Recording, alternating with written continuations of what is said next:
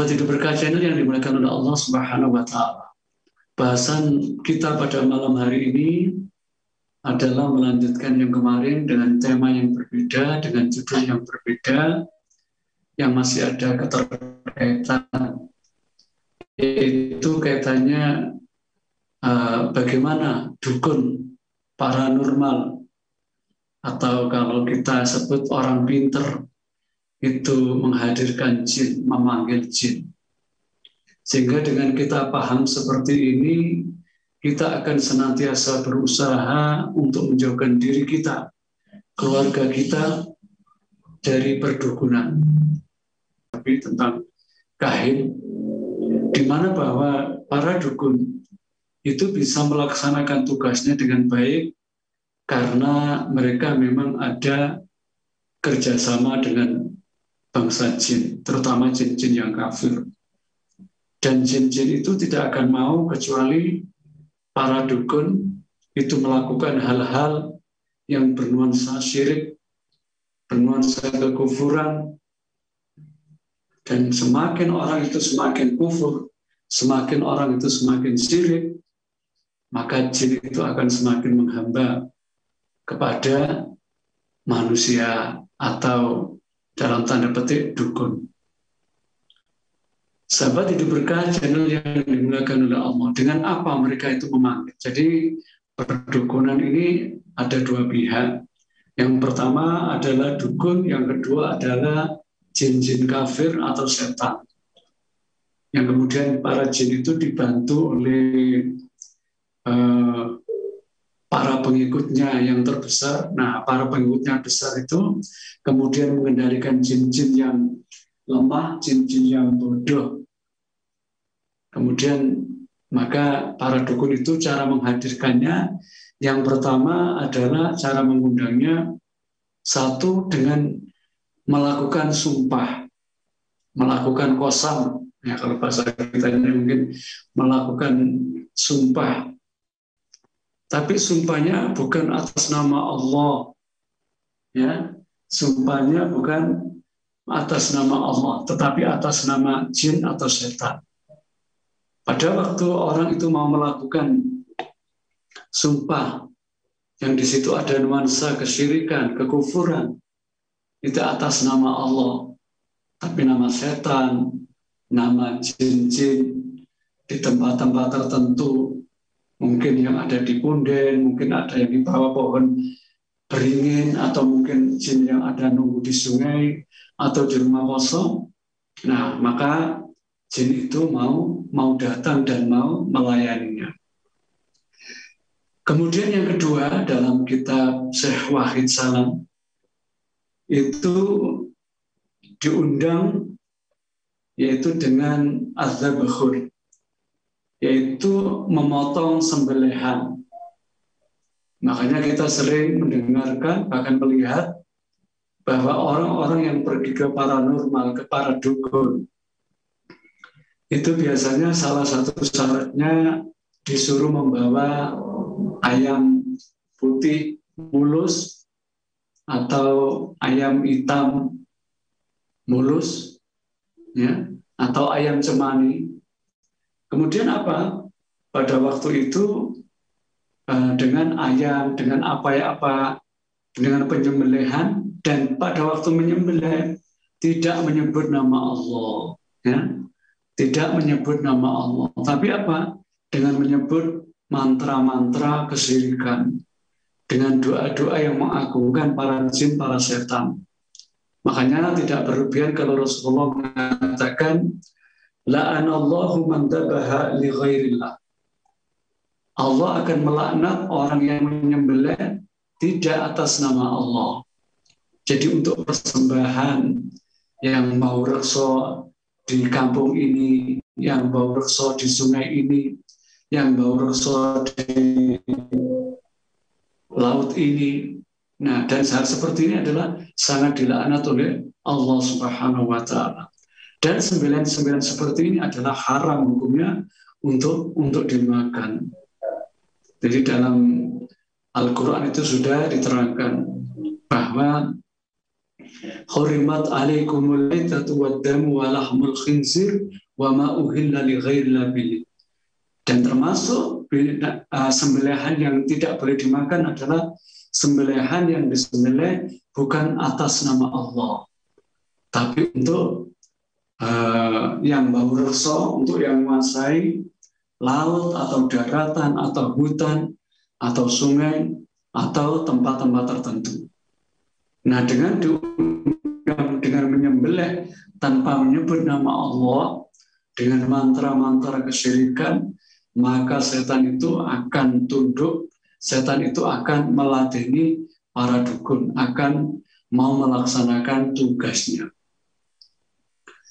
Terus kemudian apa lagi? Yang ketiga adalah melakukan yang namanya sulfia. Sulfia ini apa? Sulfia itu adalah melakukan penistaan. Dan kita cerita seperti bahkan di masyarakat banyak seperti ini, cerita dari mulut ke mulut, ya, bahwa melakukan sulfia. Apa itu sulfia? Yaitu melakukan penistaan. Masya Allah.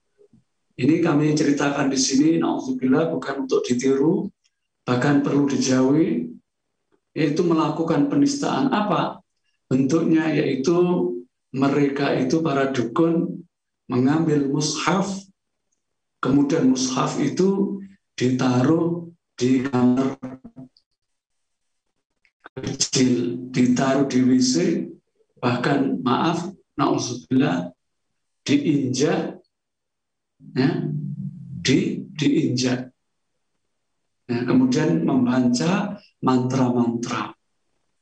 Nah, ini adalah penistaan. Jadi Al-Quran atau mushaf diinjak, dimasukkan ke kloset-kloset, ya. Dan hal ini di dalam kehidupan kita pernah menjumpai atau orang-orang yang pakai ritual-ritual seperti ini. Na'udzubillah. Jadi melakukan penistaan. Dengan seperti itu setannya akan mau datang, akan membantu dengan sepenuh hati. Jadi melakukan yang namanya sulfia. Ya. Terus juga dengan membaca mantra-mantra di kamar kecil. Na'udzubillah. Yang mana kita juga dilarang membaca doa saja di dalam kamar kecil, tidak boleh. Ya. Kita baca atau zikir tidak boleh. Kalaupun zikir adalah zikirnya yaitu doa masuk kamar kecil. Allahumma inni a'udzubika minal khubuthi wal khobais. Itu saja di luar. Tetapi di dalam tidak boleh baca ayat Al-Quran atau zikir yang dijaharkan. Tetapi kalau tadabbur, beberapa hari yang lalu kami mengaji kitab namanya kitab Wabilus Soyib yang ditulis oleh Ibnu Al-Qayyim Al-Jauziyah, yaitu tata cara bagaimana orang masuk ke kamar kecil sampai bagaimana zikir itu tidak bisa ditinggalkan. Tapi sebagai orang yang senantiasa zikir kepada Allah kan susah. Walaupun di kamar kecil pembawaannya kepingin ingat saja kepada Allah. Nah, di situ dibahas bahwa di kamar kecil kita tidak boleh zikir bilisan. Ya, haram hukumnya, dosa, karena tidak layak ayat-ayat Allah, doa-doa Nabi, zikir-zikir Nabi dibaca di kamar kecil. Tetapi kalau tadabbur, tafakkur di kamar kecil boleh. Dalam arti pada waktu maaf kita BAB, kita tadabbur betapa sedihnya kalau kita andai kata tidak bisa pipis, tidak bisa kencing. Bagaimana kita sedihnya kalau tidak bisa BAB. Terus kemudian memunculkan perasaan syukur dalam hati, itu boleh. Ya, dalam kitab Wabilus Soyib dikatakan seperti itu oleh para ulama. Dalam kitabnya Ibnu Al-Qayyim Al-Jauziyah. Seperti itu. Jadi melakukan sulfia, penistaan. Masya Allah. Nah, kemudian yang berikutnya adalah menulis ayat-ayat Quran, ya, atau doa-doa dengan benda-benda najis, Masya Allah. Dan ini ada di masyarakat seperti ini. Ya, jadi ini penistaan juga. Jadi menulis ayat-ayat Quran dengan benda-benda najis, ya, bisa dengan maaf, air kencing dan sebagainya. Bahkan ada yang ditulis na'udzubillah wal iyadzubillah dengan darah haid. Masya Allah. Jadi begitu para dukun itu kadang-kadang demi tercapai tujuannya dari orang-orang yang memesan, mereka melakukan semuanya. Jadi sampai-sampai melakukan penistaan-penistaan, menulis ayat-ayat Quran, ayat-ayat Allah ditulis dengan benda-benda najis. Dan biasanya ngefek kepada orang yang tersihir itu cenderung sering pipi sama air atau sering melihat kotoran-kotoran. Dan dampaknya kalau orang kena sihir seperti ini, biasanya warung-warung seperti ini cenderung di warungnya itu nasi atau masakannya cepat basi. Dalam mimpi, orang yang kena sihir itu biasanya muncul mimpi benda-benda najis, lihat kotoran, lihat air-air kotor, lihat-lihat WC dan sebagainya. Jadi munculnya dalam mimpi umumnya biasanya seperti itu. Jadi antara kerjaan dukun seperti ini yang mengendalikan seperti itu, dampaknya adalah seperti itu. Kemakanan jadi cepat basi, cepat bahkan keluar seperti ulat gitu di masakannya. Gitu. Kita pernah mendapatkan pasien-pasien yang warungnya seperti itu. Terus kemudian yang kelima adalah mereka mengundang jin dengan cara tankis, yaitu menulis ayat-ayat Quran dengan cara dibolak-balik, dengan terbalik. Jadi ayat yang seharusnya awal ditaruh di akhir, yang akhir ditaruh di awal atau diacak. Ini bukan dalam rangka untuk mengerjakan tugas. Ayah letakkan ayat ini susun dengan baik, bukan itu. Tapi memang disengaja ditulis terbalik seperti itu. Ya. Dengan cara seperti itu. Dengan cara tankis, yaitu menulis dengan terbalik, dibolak-balik ayat. Yang awal ditaruh di tengah, yang awal ditaruh di akhir, yang akhir ditaruh di tengah. Ini adalah bentuk-bentuk pelecehan, ya, bentuk-bentuk kekufuran, bentuk-bentuk kesyirikan. Ya.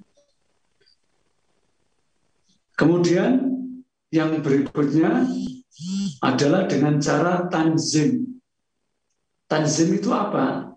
Yaitu dengan cara menyembah binatang. Ya, kelihatannya memang tidak kelihatannya langsung menyembah binatang, tapi ada binatang-binatang tertentu di situ, kemudian diajak dialog, kemudian orang ini melakukan gerakan-gerakan seperti ritual-ritual. Itu hakikatnya adalah mereka itu adalah menyembah seperti itu, disertai mantra-mantra kesyirikan seperti itu. Masya Allah. Na'udzubillah, waliyadzubillah. Yang kemudian yang berikutnya yaitu dengan cara al-kaf. Nah, ini kita ya, di masyarakat ada al-kaf itu apa? Dengan cara melihat telapak tangan. Jadi biasanya jin mengundang, biasanya orang yang datang ke dukun itu diajak, disuruh membawa anak kecil yang belum baligh. Kemudian ditulis segi 4 atau dikasih minyak atau apa. Nah, setelah itu dibacakan mantra-mantra. Kemudian setelah dibacakan mantra-mantra, si dukun ini bilang ke anak kecil ini, coba nak dilihat di telapak tanganmu apa yang kamu lihat, atau di kukumu apa yang kamu lihat. Kalau jin itu melaksanakan tugas, mengabulkannya, maka akan terlihat sosok atau gambar tertentu. Biasanya digunakan untuk mencari benda-benda yang hilang. Ya, benda-benda yang yang hilang. Ya.